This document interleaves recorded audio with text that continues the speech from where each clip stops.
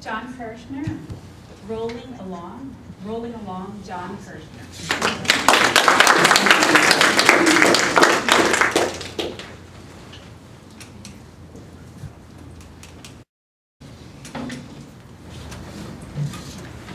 Good evening, everyone. If you recall, a little while ago, I told you about some of the advantages to being, quote, disabled. Well, tonight I want to tell you a couple more. Since being in a chair, I've come to realize that people sometimes are uncomfortable and not sure as to what they should say to me, what they shouldn't say, what they can say, what they can't say, what's acceptable and what's not. And because of this, it's kind of given me carte blanche to get away with a lot of things that I wouldn't be able to get away with. Let me give you an example. Several years ago, I was taking a trip down to the Bahamas. Well, I really wanted to take my little dog Eddie with me. Eddie's a 23-pound Shih Tzu. That's a Shih Tzu in a poodle. He's got hair down to the ground, pretty much looks like a dirty mop. And I started thinking about all the things that Eddie would have to go through. I'm gonna have to put him in a cage, check him in with all the rest of the luggage. He's gonna have to sit in the belly of the plane. It's gonna be dark, hot. He's probably gonna be freaking out. And then when we get to the Bahamas, I'm not even sure if he's gonna get through customs. And even if he does, when we get to the hotel, I'm not even sure if they're pet friendly and they'll allow him in. And then I thought, there's seeing eye dogs, there's service dogs, and they go everywhere. Granted, they're usually German Shepherds or Golden Retrievers, but I figured if I strap a vest on Eddie, nobody's going to say anything. So I go online. I ordered this little blue vest. Had his name embroidered on there. It even had a little patch that said companion dog. It had a little paw and a human hand. It was perfect. So it's the morning of our flight. And we're driving to the airport. We strap the little vest on Eddie. And we go right up to the ticket counter. And of course, the first thing out of the ticket agent's name, or out of her mouth is, I'm sorry, you're gonna have to put your dog in a cage and check him in with the luggage. I said, see the vest? He's with me. She said, oh, I'm so sorry. I didn't see that. Please, go right on through. Next flight. So we're standing in line for the security. All of a sudden, this little boy reaches down to try and pet Eddie.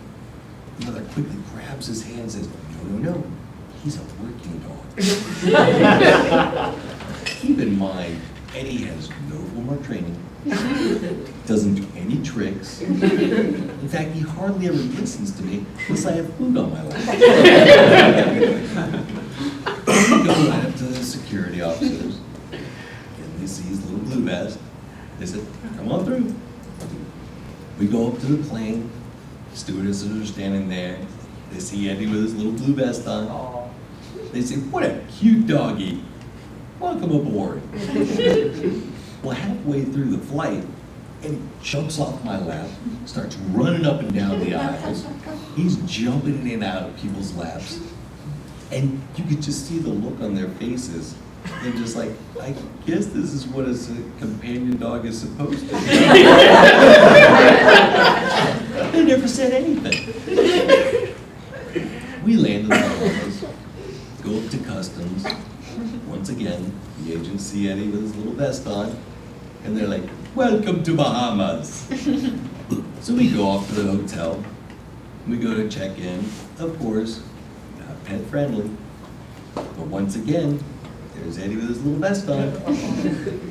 We had a great vacation. And now Eddie can proudly say that he is an international traveler. Another benefit, when I go out to a bar, I rarely have to pay for my own drinks. I can't tell you how many times a total stranger would come up to me, and apparently they're thinking, since I'm in a chair, I'm also hard of hearing.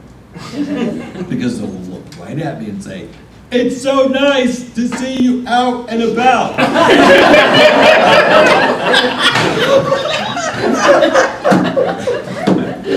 I would say, "Thank you. They only let me out of the home once a month. It's so nice to be here." They'd look a little confused and say, "Can I get you a drink?" I'm not gonna say no. I say, "Yes, that would be very nice, thank you." This chair has saved me a lot of time. Another benefit, or somehow it's an instant ability that I acquired when I got into a chair. Somehow now I know everybody who's in a wheelchair by first name. So many times I would have a complete stranger say to me, "Hey, I know somebody in a wheelchair. His name's Steve." No, I don't. I would get asked this question again and again and again. And I said, you know what? The next time somebody asks me that, I'm gonna have a little fun with it. So it was one afternoon, I was in a store and I was checking out. I was up at the cash register talking with the cashier. So here comes that question again. "Hey, I know somebody in a wheelchair. His name's Phil. Do you know him?" I said, "I don't know. Does he go to the meetings?" She looked confused and said, "I don't know. I'll have to ask and find out." I said, "Okay, because if he doesn't go to the meetings, then I'm not going to know."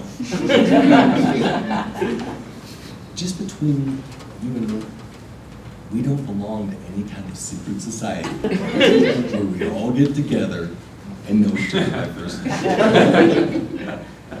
The reason I'm sharing these stories with you tonight is because I want to emphasize the point that just because somebody has a disability doesn't mean you need to treat them any differently than anyone else. We're all going through life together. Some are taking it step by step, and others are simply rolling along.